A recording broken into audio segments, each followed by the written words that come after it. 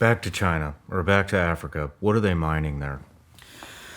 Well, remember, China, over the next 5 years, will have another 300 million people move from rural communities into cities, right? So you have to house 300 million people, or almost the population of the United States, you have to build housing for in the next 5 years. So when China goes out looking for energy, right, because they import 90% of their energy, their hydrocarbon energy, they have to build, right? If you're doing even green energy, you need an enormous amount of copper to transmit the power from where you generate it to where you're using it.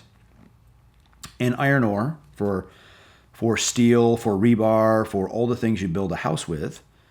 So they're going out to find those resources.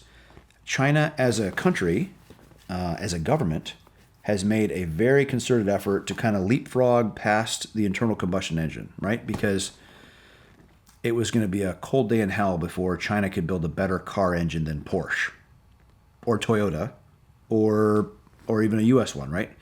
So they have gone all in on battery minerals, electric vehicles.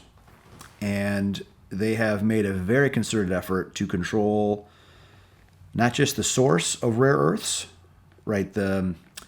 Like the NdPr, all the things you need to make a very high-end electric motor and a very high-end, long-duration, quick recharge battery. Cobalt, nickel, neodymium, all those. I won't go deep on that. But the processing for those minerals is where China controls about 95% of the world's supply. And so that's a area that the U.S. should make some strategic investment, right? I certainly believe in capitalism and the free market as long as everyone else does.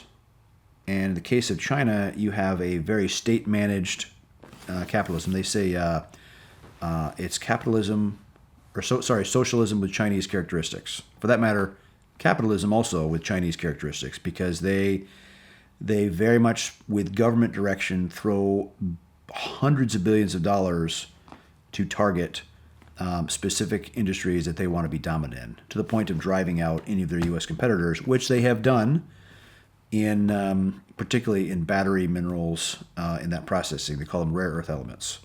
Like the only producing rare earth mine in the United States now is in Mountain Pass, California, and all the offtake goes to China.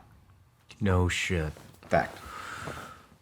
I mean, this is just extremely concerning. We were shareholders in a very rich rare earth mine in Burundi, and the processing, the offtake from that mine went to Germany, where there was a couple stages done, but then eventually all that went to China as well. And here's the thing: it's not a $100 billion problem to fix. It's probably it's a $10 billion problem to fix or less, right? So instead of, I would say, pissing away $40 billion in aid like Congress is just doing to Ukraine, for everyone to make noise about strategic minerals and Chinese hegemony in those spaces, $10 billion spent well in America solves that issue, right?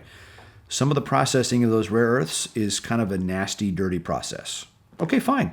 Accept that. Do it at Dugway Proving Ground, which is where the U.S. Army does its chemical weapons testing. You're never going to build condos there, but say that's where the United States is going to process those minerals. And you do it like a contractor-managed facility like they do for ammunition plants.